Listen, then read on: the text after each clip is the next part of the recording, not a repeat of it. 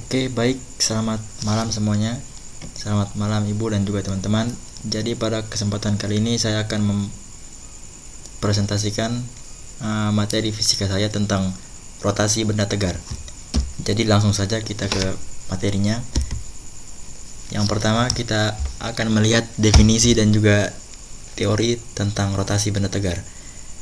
Sebelum kita ke rotasi benda tegar, kita lihat dulu pengertian dari benda tegar. Jadi benda tegar adalah benda yang tidak mengalami perubahan bentuk setelah diberikan gaya, sekalipun dia bergerak translasi maupun rotasi.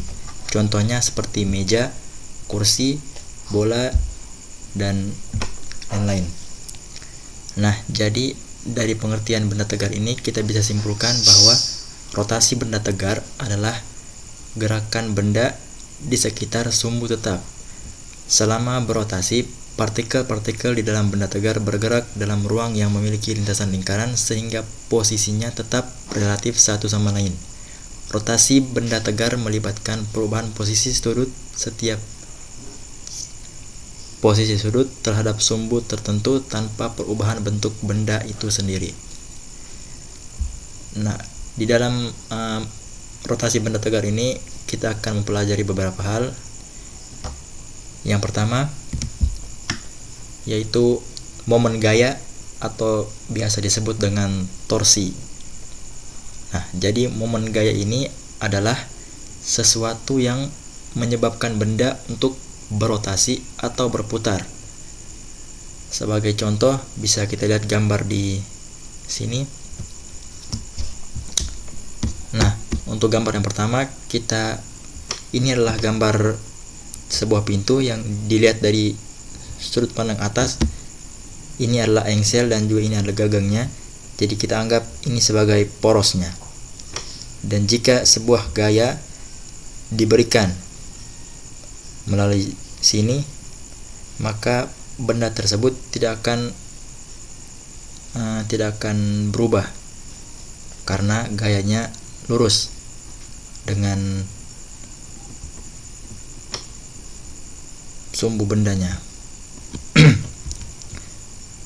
Maka dari gambar pertama ini bisa kita simpulkan, kita tulis rumus tau sama dengan 0. Nah, tau ini adalah simbol untuk momen gaya atau torsi. Yang kedua yaitu ketika gaya diberikan kepada pintu tetapi tidak tegak lurus, artinya dia seperti menyamping, maka di sini akan menghasilkan rumus tau sama dengan F dikali L atau sama dengan F dikali R. R ini adalah jarak antara lengan sumbu, lengan tuas yang ini dengan poros dengan gaya. Jarak dari ini ke arah gaya itu disebut dengan R atau jari-jari. R-nya ini, R-nya ini jarak antara poros sampai di lengan tuas. Kemudian di sini juga ada sin theta, ya, dimana tau sama dengan F dikali R dikali sin theta karena arah gaya ini membentuk sudut yang tidak tegak lurus. Artinya kalau dia tegak lurus maka sinnya sama dengan sin 90 dan sin 90 itu adalah 1, jadi tidak bisa ditulis. Untuk gambar yang ketiga ini bisa kita lihat di sini arah gayanya yaitu tegak lurus dan membentuk sudut siku-siku, maka bisa disimpulkan dengan rumus tau sama dengan R dikali F. Kenapa tidak dikali sin? Karena ini adalah tegak lurus. Sebenarnya bisa ditulisin, cuman karena sin 90, karena tegak lurus itu kan sudutnya 90 dan sin 90 itu sama dengan 1, jadi tidak usah ditulis lagi. Nah, kemudian ini adalah rumus yang berikutnya, yaitu sigma tau, yaitu gabungan dari semua momen gaya ini ditulis dalam satu rumus, yaitu sigma tau sama dengan tau 1 ditambah tau 2 ditambah tau 3. Nah, perlu diingat bahwa momen gaya ini, torsi ini, jika arahnya itu searah jarum jam, maka dia akan bertanda positif. Dan jika momen gaya ini diberikan, momen gaya ini arahnya berlawanan jarum jam, maka diberi tanda negatif. Tanda positif dan juga negatif ini bukan untuk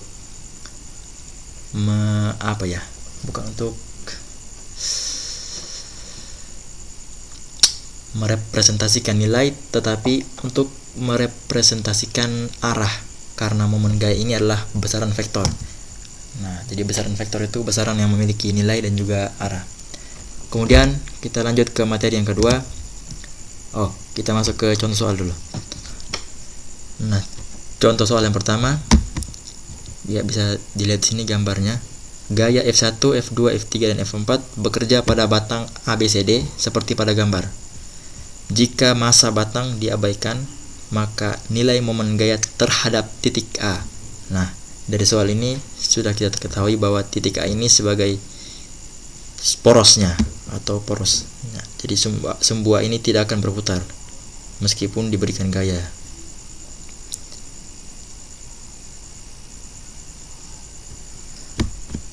Kemudian di sini kita langsung saja mengerjakannya. Diketahui F1 sama dengan 10N, F2-nya sama dengan 4N, F3-nya sama dengan 5 Newton, F4 sama dengan 10 Newton. Untuk jarak R1-nya tidak ada ya, karena dia sebagai poros, jadi tidak dihitung. Kita langsung ke R2-nya. R2-nya yaitu jarak dari poros ke titik B, ke titik F2-nya. Maka di sini tertulis bahwa jaraknya sejauh 2 meter. Kemudian R3-nya sejauh 3 meter, yaitu digabung saja, ditambah, dijumlahkan. Dijumlahkan saja 2 ini dengan 1, R3 ke F3-nya. Kemudian untuk R4 sejauh 6 meter, jadi tinggal ditambah 2, tambah 1, tambah 3 sampai ke F4 ini, maka didapat hasil 6 meter. Yang ditanya adalah sigma tau atau total momen gaya yang bekerja pada gambar ini. Maka kita langsung jawabnya bahwa sigma tau sama dengan tau 2 dikurang tau 3 dan ditambah tau 4.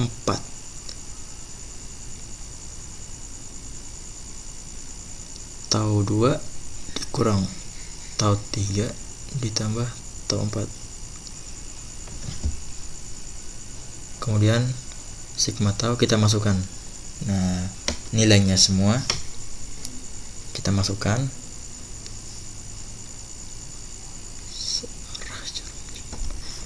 Jadi F2-nya sama dengan 4, kemudian R2-nya sama dengan 2, kemudian kurang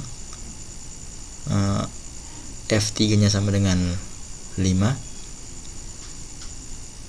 Nah, di sini kenapa kurang tau 3? Karena kalau teman-teman lihat, jika porosnya itu ada di A, porosnya di A sini, maka jika F3 ini dia berputar atau berotasi ke sini, maka itu akan melawan, itu arahnya akan melawan jarum jam, sehingga kita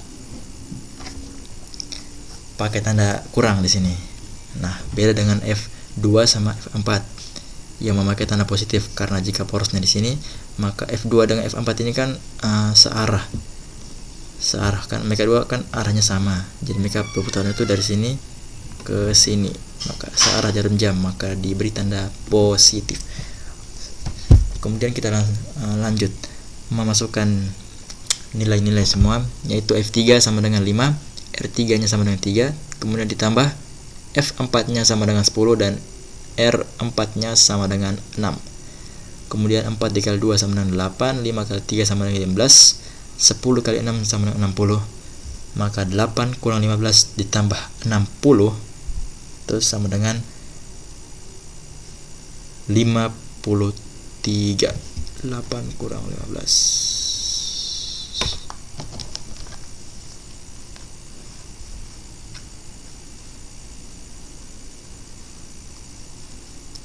Sebentar, 8 dikurang 15 tambah 60 ya sama dengan 53 Newton meter.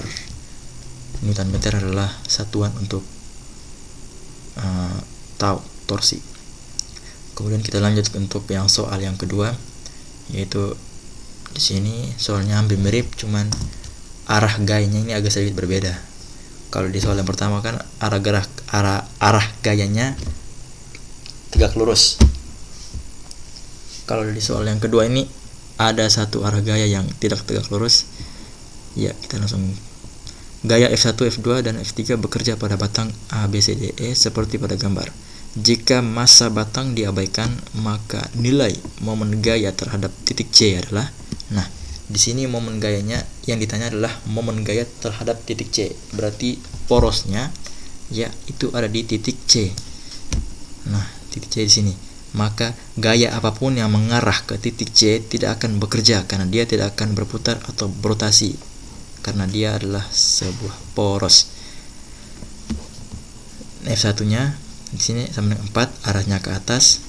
Kalau arahnya ke atas berarti dia memutarnya begini. Maka dia searah jarum jam, maka dia positif. Kemudian B-nya tidak ada. D, kita lanjut ke D. D ini arahnya ke sini. Dia putarnya ke sini, tetapi dia miring, tidak tegak lurus. Dari miringnya itu ke sini dan dia masih searah jarum jam, maka dia bernilai positif. Untuk yang E, F3 nya ini dia arah gayanya dia mendorong ini lengan tuasnya ini ke atas. Nah, jika dia mendorong ini maka akan arahnya itu berlawanan jarum jam ya, berlawanan, maka dia akan diberi tanda negatif. Maka dapat disimpulkan bahwa sigma tau sama dengan tau 1 kurang tau 1 ditambah tau 2 dikurang tau 3. Nah, kemudian kita turunkan rumusnya di mana tau sama dengan F dikali R. Maka di sini tau 1 turun menjadi F1 kali R1 ditambah tau 2 turun menjadi F2 dikali R2 dikali sin 30 derajat. Nah, jika arah gaya itu tidak tegak lurus, maka dia harus kali dulu dengan sin tetanya. Di sini sudutnya sudah diketahui, yaitu besarnya sebesar 30 derajat. Maka ditulis F2 dikali R2 dikali sin 30 derajat. Kemudian dikurang tau 3 turun menjadi F3 dikali R3. Sigma tau sama dengan F1 sama dengan 4.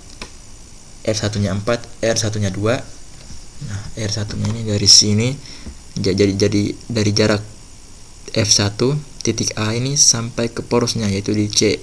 Maka di sini jaraknya bisa dilihat yaitu 2 meter. Kemudian ditambah F2 dikali R2 ya, F2-nya 6, R2-nya 1. R2-nya 1 dari sini. Dari poros ke titik D.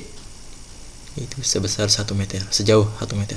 Kemudian dikali sin 30 derajat. Nah, sin 30 derajat itu sama dengan setengah ya, 1/2. Lalu dikurangi F3 sama dengan F3 nya ada 6 dan R3 nya adalah 2. Bisa dilihat di sini ya, jaraknya sejauh 2 meter. Nah, setelah kita memasukkan nilainya semua, kita langsung operasikan saja.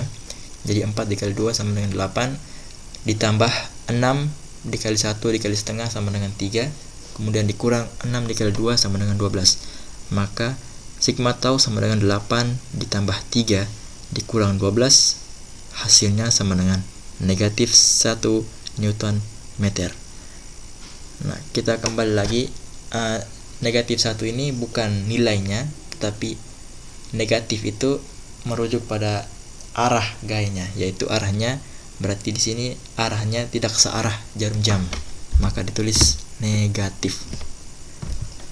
Oke, kemudian kita masuk materi yang kedua tentang momen inersia.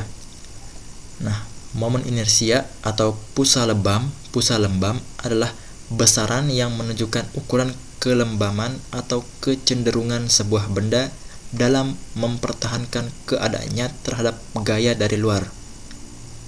Jadi momen inersia ini tentang bagaimana benda tersebut mempertahankan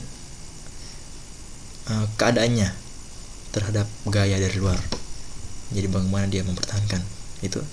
Nah, secara matematis, secara umumnya momen inersia itu ditulis sebagai I sama dengan M dikali R kuadrat, di mana I itu adalah momen inersia dengan satuan kilogram meter pangkat 2, dan M adalah massa partikel dengan satuan kilogram, dan juga R adalah jarak partikel dari sumbu pusat rotasi dengan satuan meter.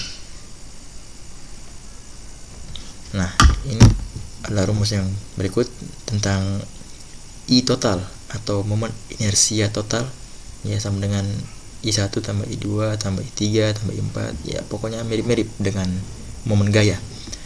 Nah, momen inersia ini merupakan besaran tensor.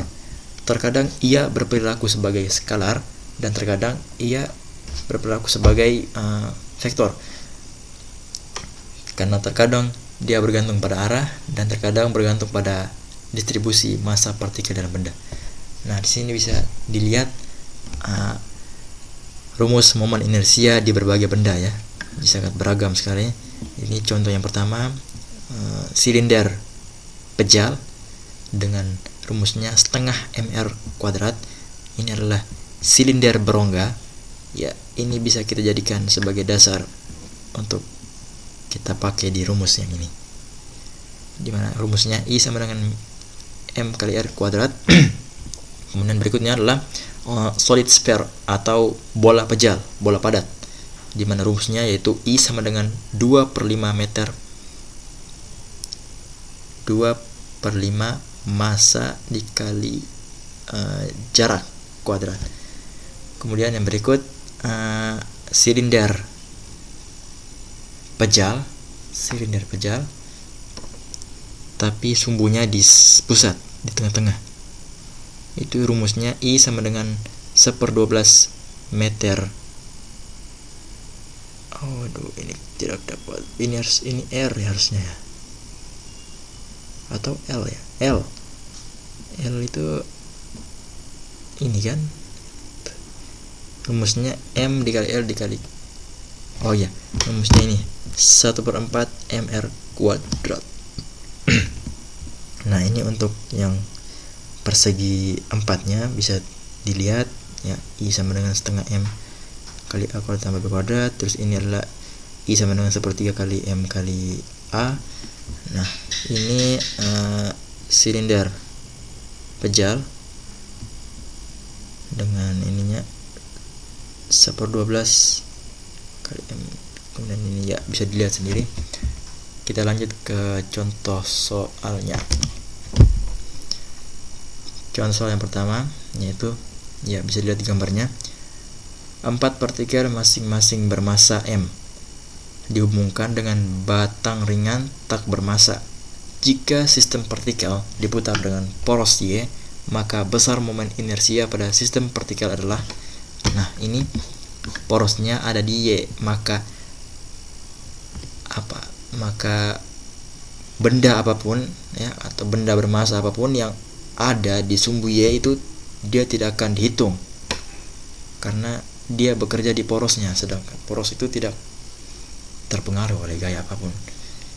Jadi di sini bisa kita lihat bahwa ini ada dua benda yang bekerja pada poros, maka nanti dua ini tidak akan kita hitung, yaitu benda 2 dan juga benda yang keempat. Nah, di sini masanya itu cuma dikasih tulisan M, variabel M, tapi tidak ditulis angka di sini. Kita kerja saja. Yang ditanya adalah I total atau massa inersia total dari semua benda ini. Nah, I total rumusnya yaitu I sama dengan I1 ditambah I3, kemudian I1 turun menjadi M1 kali R1 kuadrat, kemudian I3 turun menjadi M3 kali R3 kuadrat, kemudian R1 ini kan R1 kuadrat ini kan R-nya kan di sini M, ya, di sini A, OA Ini jarak dari pusat sini ke sini, massa benda ini. Iya. Jaraknya hanya disimbolkan dengan variabel, yaitu di sini dipakai variabel a. Jadi MA kuadrat ditambah M2A kuadrat. Oke. Jadi I total sama dengan MA kuadrat ditambah 4MA kuadrat, maka I total sama dengan 5MA kuadrat. Kurang lebih seperti itu. Kita lanjut ke contoh soal yang berikut. Untuk contoh soal yang kedua, ini ada angkanya nih, lebih enak. Hitunglah momen inersia pada sistem tersebut jika sistem tersebut diputar terhadap sumbu X. Nah, ini sumbu X nih yang jadi poros. Ini sumbu X yang jadi porosnya, bukan sumbu Y lagi. Jadi benda apapun yang ada yang lurus atau yang terdapat di sumbu X, dia tidak akan dihitung. Ya, nah di sini kita lihat ada satu benda. Ini benda yang pertama, M1 sama dengan 3 kilo, M2-nya sama dengan 2 kilo, dan M3-nya sama dengan 3 kilo. Nah, kemudian jarak dari pusat ke bendanya, dari poros ke bendanya. Untuk yang pertama, M1 jaraknya sebesar 40 cm. Ini X-nya dalam senti ya. X-nya masih dalam senti, jadi nanti kita alihkan dulu dia ke meter, karena satuan jarak itu kan meter, bukan sentimeter. Kemudian benda kedua memiliki jarak sejauh 30 cm, maaf. Kemudian benda ketiga ini, ini jaraknya tidak ada jarak dari sini ke sini, belum diketahui. Jarak dari sini ke sini 50 cm, dari sini ke sini 40 cm. Maka untuk mencari garis yang di sini, yang lurus ini, kita pakai rumus Pythagoras, di mana jika ingin mencari sisi tegaknya, maka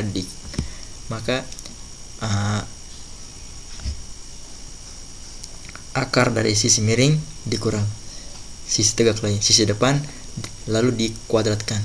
Di sini sisi miringnya adalah 50, dan sisi tegak atau sisi depan ini ya?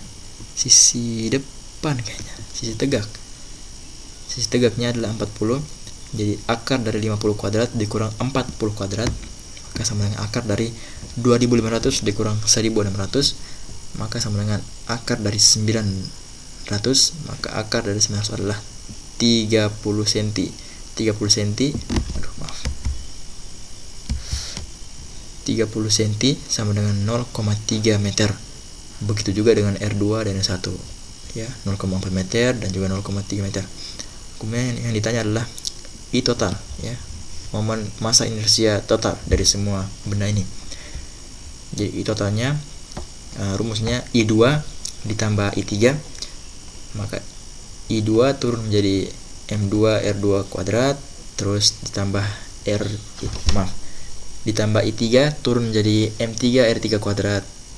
Lalu M2 nya kita masukkan nilainya 2, kemudian R2 nya 0,3 kuadrat ditambah M3 nya 2 dan R3 nya 0,3 kuadrat. Nah, 0,3 kuadrat sama dengan 0,09. Jadi 2 kali 0,09 tambah 2 kali 0,09 sama dengan 0,18 ditambah 0,18, maka I totalnya sama dengan 0,36 kg meter kuadrat. Baik, kita lanjut ke kita lanjut ke materi yang berikut, yaitu tentang momentum sudut. Nah, momentum sudut ini adalah sebuah partikel yang berputar terhadap sumbu. Momentum sudut adalah hasil kali antara momen inersia dengan kecepatan sudut. Momentum sudut dirumuskan dengan jadi secara umum momentum sudut itu rumusnya ini, yang seperti ini. L yaitu momentum sudut sama dengan I inersia dikali dengan omega kecepatan sudut. Ya, omega kecepatan sudut. Nah, jadi pada awalnya itu rumusnya itu L sama dengan R yang ini dikali dengan P. Nah, karena di momentum linear itu P sama dengan M dikali V, maka L sama dengan R dikali MV. Nah, karena di dalam gerak melingkar itu V sama dengan omega dikali R, maka L sama dengan M dikali R kuadrat dikali omega. Nah, kita semua sudah tahu bahwa rumus MR kuadrat ini adalah rumus inersia. Maka bisa ditulis bahwa L sama dengan I dikali omega. Jadi seperti itu kurang lebih. Nah, ini adalah gambarnya. Jadi R itu dari sini ke sini. Nah, ini L-nya, ini P. P itu apa ya? Panjang linear kalau tidak salah. Terus inilah kecepatan sudut ya. Omega-nya bisa dilihat di gambar. Ini pusat. Nah, dengan keterangan L sama dengan momentum sudut dengan satuan kilogram meter kuadrat per sekon, omega kecepatan sudut dengan satuan radian per sekon, I yaitu momen inersia dengan satuan kilogram meter kuadrat, R yaitu lengan momen atau jari-jari lintasan dengan satuan meter, kemudian P adalah momentum linear dengan satuan kilogram per sekon atau kilogram meter sekon pangkat minus 1. Dan dalam momentum sudut itu kita akan mengenal juga yang namanya hukum kekekalan momentum sudut. Nah, hukum kekekalan momentum sudut ini berbunyi, momentum sudut total pada benda yang berotasi tetap konstan jika torsi total yang bekerja padanya sama dengan 0. Nah, jadi rumus kekekalan momentum itu ditulis L1 sama dengan konstan, artinya L1 sama dengan L2, artinya ada dua benda gitu. Nah, maka diturunkan menjadi I1 omega 1 sama dengan I2 omega 2. Nah, bisa dilihat dari gambar ini nih. Nah, dari gambar ini ketika ada seorang penari ya, atau seorang pemain ice skating ya kayaknya, ketika dia merentangkan tangannya lalu dia berputar, maka putarannya itu tidak secepat ketika dia merapatkan tangannya. Nah, karena itu ada hubungannya semua dengan momen inersia dan hukum kekekalan momentum sudut ini. Ya, jadi hubungannya seperti itu. Kemudian kita lanjut ke contoh soalnya. Untuk contoh soal yang pertama, nah ini bisa lihat ini gambar seorang penari. Seorang penari balet memiliki momen inersia sebesar 4 kg meter kuadrat ketika lengannya dirapatkan ke tubuhnya dan 16 kg meter kuadrat ketika tangannya terantang. Pada saat kedua lengannya dirapatkan, ia berputar dengan kelajuan 12 radian per sekon. Nah, jika kedua lengannya direntangkan, kelajuan putarannya menjadi berapa? Nah, itu yang ditanya. Jadi bisa kita simpulkan di sini bahwa I1 sama dengan 4 ya. Omega 1 sama dengan 12 radian per sekon. Kemudian I2-nya sama dengan 16 kg meter kuadrat. Yang ditanya adalah omega 2. Ya, jadi kita pakai rumus hukum di sini berlaku hukum kekekalan momentum sudut di mana L1 sama dengan L2. Ya, jadi inersia 1 kali omega 1 sama dengan inersia 2 kali omega 2. Maka di sini kita langsung masukkan rumusnya. Ya, ini pertama saya mohon maaf dulu karena saya mengedit PowerPoint-nya ini bukan di PowerPoint tapi di Canva. Karena di Canva itu lebih kelihatan menarik. Tapi minusnya di sini ketika saya ingin mengetik rumus-rumus atau angka-angka, terutama rumus-rumus yang punya simbol-simbol khusus, itu di Canva tidak tersedia. Makanya saya ketik dulu di Word, lalu saya screenshot baru saya tempel di Canva. Ya, jadi seperti itu. Kemudian kita lanjut. Yang ditanya adalah omega 2. Maka kita langsung masukkan ke persamaan itu. I1 yaitu 4 dikali omega 1 yaitu 12 sama dengan I2 yaitu 16 dikali omega 2 tetap. 4 dikali 12 sama dengan 48, dan juga 16 dikali omega 2. Maka omega 2 sama dengan 48 dibagi 16 sama dengan 3 radian per sekon. Nah, jadi kecepatan sudutnya yang ketika lengannya itu dilentangkan itu sebesar 3 radian per sekon. Nah, di sini terbukti bahwa ketika seseorang itu ingin berputar lalu tangannya dirapatkan, maka dia akan berputar lebih cepat dibanding orang yang berputar lalu merentangkan tangannya. Jadi seperti itu hubungannya. Kemudian untuk contoh soal yang kedua, suatu partikel bergerak melingkar dengan kecepatan sudut 10 radian per sekon. Jari-jari lingkaran sebesar 3 cm dengan massa partikel 3 gram. Tentukan momentum sudutnya. Nah, ini satuannya ini masih apa semua ya? Masih di luar satuan umum, satuan internasional semua. Ini jari-jarinya masih cm dan masanya masih gram. Jadi kita alihkan dulu. Nah, lingkaran ini kan 3 cm. Kalau dialihkan ke meter maka akan menjadi 0,03. Ya, dia dibagi 100, Kemudian yang 3 gram ini, kalau kita mau alihkan dia ke kilogram, maka kita harus bagi dia dengan 1000. Maka dapat 0,003 gram. Nah, di sini omega-nya sudah diketahui, jadi kita langsung masuk ke rumusnya. Yang ditanya adalah L. Jadi momentum sudutnya sama dengan I dikali omega I-nya. Karena di sini diketahui jarak dan juga masanya, maka kita masukkan itu juga. Ya, di mana I sama dengan mr kuadrat dikali omega.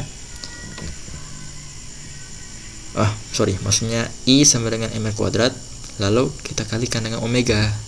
Nah, M-nya yaitu 0,03 dikali dengan R kuadrat yaitu 0,03 kuadrat, kemudian dikali 10. Nah, kemudian 0,03 kuadrat sama dengan 0,0009, kemudian dikali 10. Nah, 0,003 dikali 0,009 sama dengan 0,000027, kemudian dikali 10, maka hasilnya 0,000027. Atau kalau kita mau tulis dalam notasi ilmiah, itu sama dengan 27 dikali 10 pangkat minus 6, satunya apa tadi? Kilogram, satunya kilogram meter kuadrat per sekon. Nah, jadi hasil akhirnya yaitu 27 dikali 10 pangkat minus 6 dikali 27 dikali 10 pangkat minus 6 kg meter kuadrat per sekon. Kita langsung masuk ke materi yang berikut, ya, materi terakhir, yaitu tentang masih ada contoh soal ya. Loh, ini kan contoh soal yang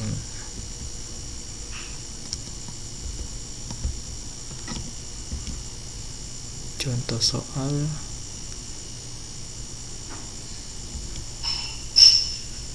ini contoh soal yang momen couple. Tapi slide-nya saya lupa. Maaf.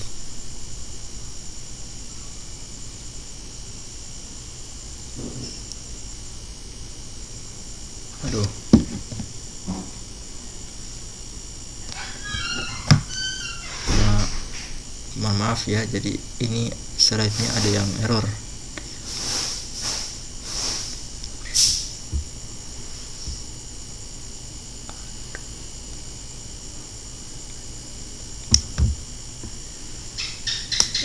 Harusnya ini sebelum contoh soal ada penjelasan dulu tentang momen couple, tapi slide saya tiba-tiba hilang. Kenapa ya? Cuma 11.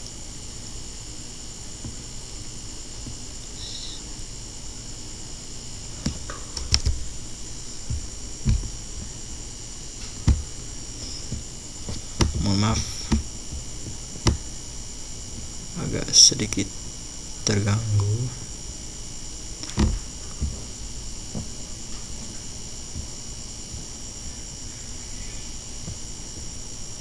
Nah, ini dia harusnya sudah ada.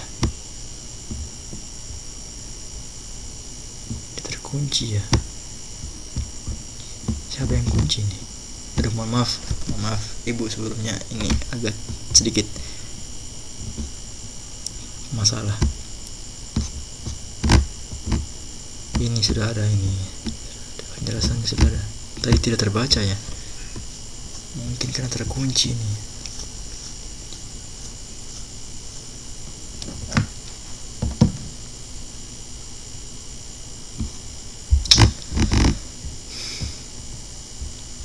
Tapi slide-nya sudah 12 pas. Ini adalah momen couple ya.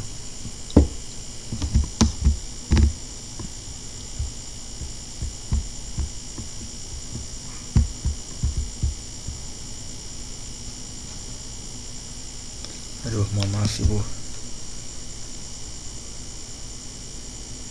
slide-nya agak sedikit bermasalah.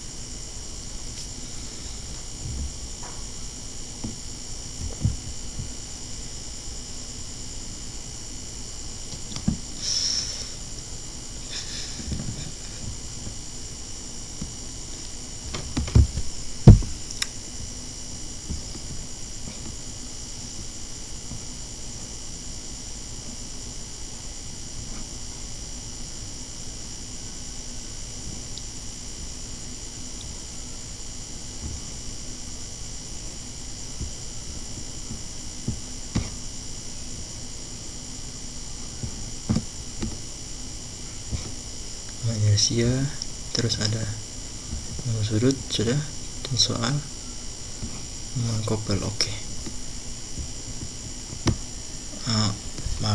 Maaf sekali lagi, jadi ini ada bermasalah sedikit slide-nya.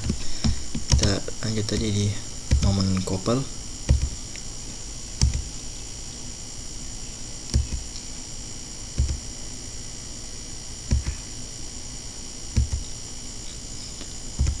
Oke, sekarang kita masuk ke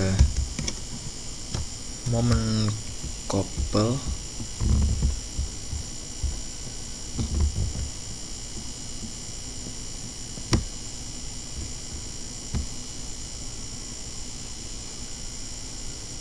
Nah, kenapa ini?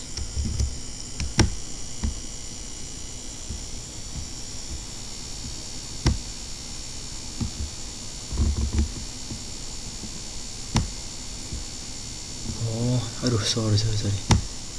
Ini berapa tuh?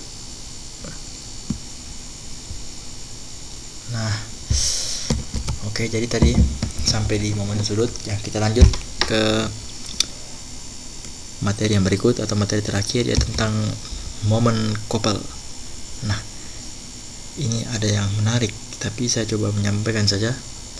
Yang saya baca itu momen couple itu berasal dari bahasa Inggris ya, couple yang artinya pasangan. Jadi bisa digambarkan bahwa momen couple itu adalah sebuah pasangan gaya ya, pasangan gaya yang besarnya sama tetapi dia berlawan arah. Nah, jika ada dua buah gaya kemudian dia memiliki besaran yang sama dan berlawan arah, maka itu akan dihitung jadi satu gaya. Nah, couple yang bekerja pada suatu benda akan menyebabkan terbentuknya momen couple. Momen couple ini termasuk dalam besaran vektor karena dia memiliki nilai dan juga arah. Nah, ini contoh gambarnya. Bisa teman-teman lihat di sini. Nah, ini kan dia sama besarnya nih.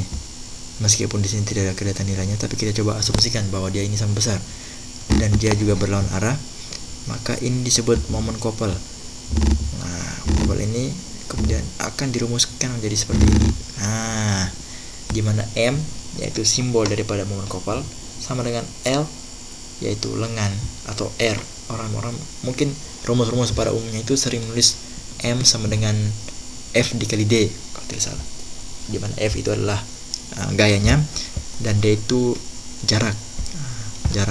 Pokoknya jarak dari gaya yang satu ini ke gaya yang pasangannya. Nah, kemudian ya ini seperti, pokoknya ini momen couple ini mirip-mirip sama momen gaya. Cuman kalau momen gaya itu walaupun dia cuma satu gaya ya, tapi dia masih bisa dihitung.